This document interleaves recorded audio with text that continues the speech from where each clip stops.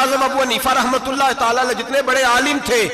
اتنا ہی بڑا خوف تھا اللہ کا دل میں، اتنا ہی بڑا خوف تھا۔ ایک آدمی کہتا ہے میں نے امام صاحب سے مسئلہ پوچھنا تھا، میں نے عشاء کی نماز امام صاحب کے پیچھے پڑھی، کتنی لوگ باتیں سنتے ہیں، اس کا اثر کتنا لیتے ہیں، لیکن امام صاحب رحمۃ اللہ علیہ کا طریقہ کیا تھا؟ کہتے میں نے امام صاحب کے ساتھ نماز پڑھی مسجد میں، تو قاری صاحب نے قرآن پڑھا، اذا زلزلت الارض زلزالہا واخرجت الارض اثقالہا، فرماتے ہیں آخری دو آیتیں پڑھی، فمن یعمل مثقال ذرۃ خیرا یرہ ومن یعمل مثقال ذرۃ شرا یرہ۔ اللہ فرماتے ہیں میں قیامت کے دن تیرے ذرے ذرے کا حساب کروں گا،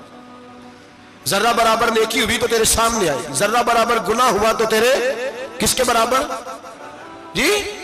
وہ کتنا ہوتا ہے؟ ریت کا ایک ذرہ، اس کے برابر بھی گناہ ہوا تو تیرے سامنے،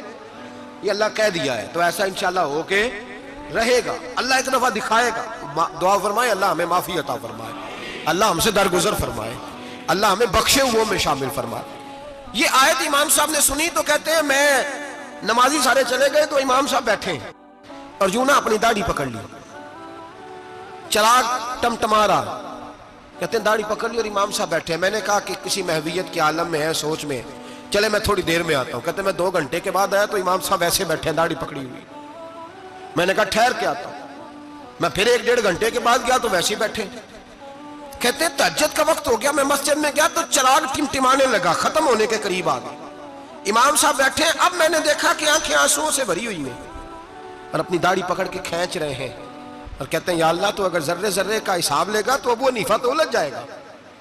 اے اللہ تو ذرے ذرے کے بارے میں پوچھے گا تو میں تو نہیں جواب دے سکتا، خدا بندہ اس طرح کر، میرے ان سفید بالوں پہ رحم کھا، اے اللہ میرے بڑھاپے پہ مہربانی فرما، مجھ سے نہ ذرے ذرے کا پوچھنا، میں بڑا کمزور ہوں، میں نہیں جواب دے سکتا، مولا مجھ سے درگزر والا معاملہ کر۔ کہتے تڑپ رہے ہیں امام صاحب۔ فجر کی اذان ہوئی تو امام صاحب نے دائیں بائیں دیکھا، میں پیچھے کھڑا تھا، میں نے کہا حضور ساری رات ہی گزر گئی، آپ ایک آیت سن کے پریشان رہے اور میں روزانہ 20 تقریریں سنتا ہوں، درجنوں حدیثیں سنتا ہوں، مجھے تو اثر نہیں ہوتا۔ آپ فرمانے لگے مجھے تیرے معاملے کا نہیں پتا، لیکن مجھے اگر تو نے دیکھ لیا ہے تو کسی کے ساتھ ذکر نہ کرنا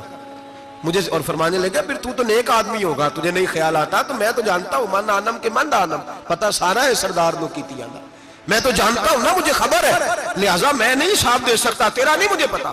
جتنا میرے بھائی علم زیادہ اتنا خوف بھی